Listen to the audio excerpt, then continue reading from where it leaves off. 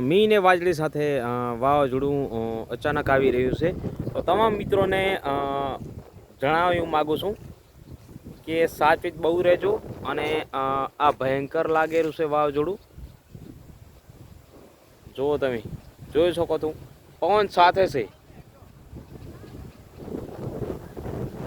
કોઈ પાછળના વટાણાથી પાછળના ગામોનાને વિનંતી કે એમને જે કોઈ પુળા કે કોઈ એવું જે પલળતું એને ઢાંકવા વિનંતી. અને કે વાવાઝોડું પવનની ફૂંકાવાનું ચાલુ થયું વીજળી સાથે એ જોઈ શકો છો મિત્રો.